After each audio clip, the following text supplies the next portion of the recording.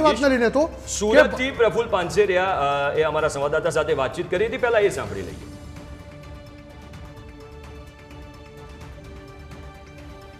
લોકસભાની ચૂંટણીના મતદાન બાદ જે દિવસની રાહ જોવાઈ રહી હતી તે દિવસ આજે આવી ગયો છે. આજે સાંજ સુધીમાં પરિણામ સ્પષ્ટ થઈ જશે, કોને મળશે દેશનું તાજ અને કોની થશે કારમિહાર.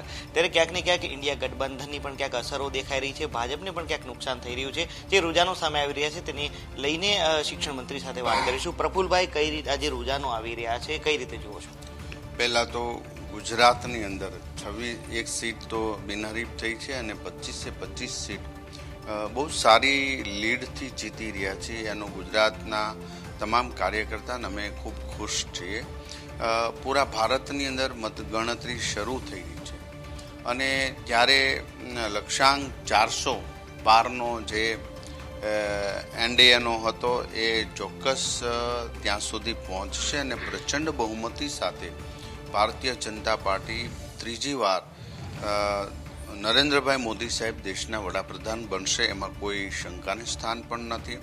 આજે પૂરા દેશની અંદર ને પૂરા વિશ્વની નજર ભારતના આ ચૂંટણી પરિણામ ઉપર છે. પૂરી દુનિયાનું એક ફોકસ છે કે ભારતમાં નરેન્દ્રભાઈ મોદી તો અનેક દેશો સાથેનું જે સંકલન, આપણી વિદેશ નીતિ શ્રેષ્ઠ છે, બિઝનેસ કે રીતે જે આપણે વિશ્વ સાથેની કદમ મિલાવી છે, તમામ દેશો પણ આજે આ રુઝાન માટે નજર રાખી રહ્યા છે.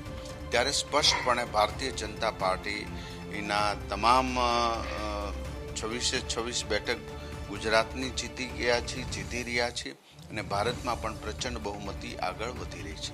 ઘણી જગ્યાઓ પર ભાજપના જે ઉમેદવારો હતા તે ખૂબ પાછળ ચાલી રહ્યા છે અને ક્યાંક ઇન્ડિયા ગઠબંધનની અસર દેખાતી હોય એવું રૂઝાનો પરથી લાગે છે, શું કહેશો? એ હંમેશના માટે ચૂંટણીનો એક ટ્રેન્ડ હોય છે.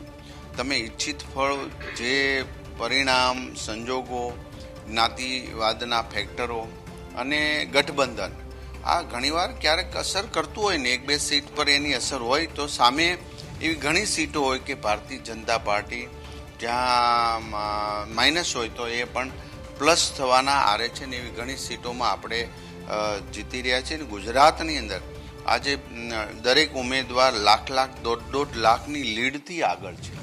એટલે 25 સીટમાં ખૂબ પ્રચંડતાથી ભાજપ આગળ વધી રહ્યું છે ને એ નરેન્દ્રભાઈ મોદી સાહેબના નેતૃત્વમાં એની કાર્યક્ષમતા અને વૈશ્વિક લીડરની જે એને કામ કરીને જે છાપ ઊભી કરી છે, પ્રજા ઉપર એનો સંપૂર્ણપણે અસર છે અને એ જ હિસાબે આજે આટલી પ્રચંડ બહુમતીથી આપણે આગળ વધી રહ્યા છીએ.